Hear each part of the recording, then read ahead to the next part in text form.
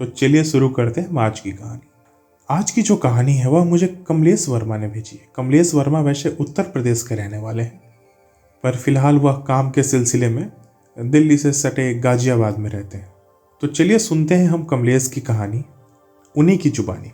तो चलिए आज मैं आपको बताता हूँ मेरे साथ हुई एक सच्ची भूतिया घटना।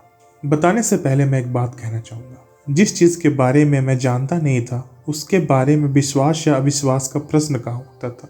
भूतों के संबंध में भी ऐसा ही है। मैं नहीं जानता था तो यकीन या ना यकीन करने का प्रश्न ही नहीं था, लेकिन मैं जान गया। मैंने रूहानी ताकतों को महसूस किया कई बार, और उन्होंने ही अपने होने का कई बार मुझे प्रमाण दिया। आज भी अपने जीवन का एक सच्चा वाकया मैं आपसे बताना चाहूँगा। बात उन दिनों की है जब मैं इलाहाबाद में रहता था। तैयारी करने के दिन थे, बड़े ही अच्छे से दिन गुजर रहे थे। उन्हीं दिनों कुछ समय ऐसे थे जब मैं और मेरे मित्र चंद्रशेखर के पास कमरा नहीं था, तो हम कुछ दिनों के लिए मेरे मित्र के जीजा जी के यहाँ रुके थे। अब वहाँ एक छोटा सा लॉज था, तो कुछ दिनों के लिए वहीं रहने लगे हम। तो बातों ही बातों में वहाँ की स्टोरी जीजा जी बताने लगे। उन्होंने कहा कि यहाँ कोई आत्मा है जो सबको परेशान करती है। रात में सोते हुए स्टूडेंट के गर्दन को दबाना शुरू कर देती है। पहले हमने इसे थोड़ा हल्के फुल्के अंदाज में लिया, और सच कहे तो हमने इसको बस हंस के मजाक में लेकर इसको इग्नोर कर दिया, और इस बात का हमने थोड़ा मजाक भी बनाया। खैर, अभी इन सब चीज़ों से थोड़ा ध्यान हट गया। लेकिन कुछ दिनों के बाद कुछ दिन पर मुझे एक अजीब सा डर लगने लगता था।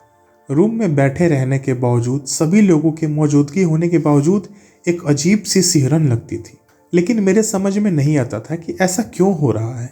लेकिन मैं डरता नहीं था, डर अपने आप आता था, लेकिन मैं इसे स्वीकार भी नहीं करता था। फिर कुछ और वाकया हुआ।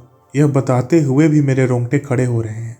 रात में करीब 10 बजे हम बाहर की छत पर सो रहे थे। हम जमीन पर ही सोते थे। तभी मैंने कुछ ऐसा देख लिया जिसको देखने के बाद मेरी सांसें थम सी गई। मैंने देखा ठीक मेरे सामने एक काली परछाई खड़ी होकर मुझे देख रही है, जबकि बगल में और लोग भी अभी जग रहे थे। फिर भी वो सिर्फ मेरे सामने ही खड़ी थी परछाई, और वो मुझे देख रही थी। मैं डरने के बजाय ये जोर कर रहा था कि क्या सचमुच कुछ है, और मैं उठकर बैठ गया और बहुत ध्यान से उसे देखने लगा, और वो भी मुझे बहुत ही ध्यान से देख रही थी। मेरे मुंह से अपने आप ही निकल रहा था कि नहीं, यह सच नहीं है, ऐसा नहीं हो सकता। और तभी इतने में वो परछाई अपने आप वहाँ से चली गई। वो काली सी परछाई थी, वो बहुत ही डरावनी थी। उसको देखने के बाद मेरे अंदर तो ऐसे सिहरन सी आ गई थी। मैं अंदर ही अंदर कांप रहा था। तभी बगल वाला मित्र बोला, क्या है, क्या हुआ, क्यों बैठ गए, क्यों ऐसे कांप रहे हो? मैंने बोला कुछ नहीं, मुझे बस ठंड लग रही थी। तो उसने बोला कोई बात नहीं, चादर ढक के सो जाओ।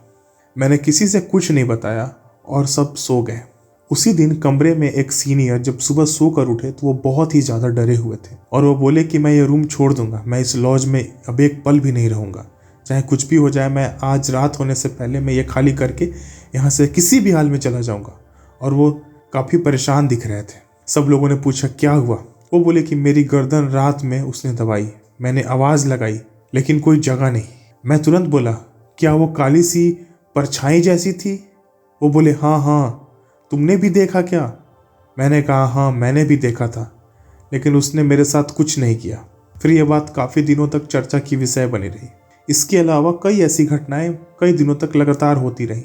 एक दिन जब सब लोगों को यकीन हो गया, जब वो किसी को सोने नहीं दिया। जब भी कोई सोता तो वो काली परछाई उसे थप्पड़ मार देती, जिसकी वजह से हम लोग रात भर जगे उस दिन। यहाँ तक कि जगे रहने पर भी पीछे से वो काली परछाई थप्पड़ मार देती। अंततः मैंने फैसला किया कि इस जगह को छोड़कर ही जाना बेहतर विकल्प होगा, और इसके 1 हफ्ते के बाद ही हमने हमेशा के लिए उस लॉज को छोड़ दिया और दोबारा हम कभी वहाँ पे नहीं गए। तो यह थी मेरी कहानी। उम्मीद करता हूँ कि आपको मेरी ये कहानी अच्छी लगी होगी।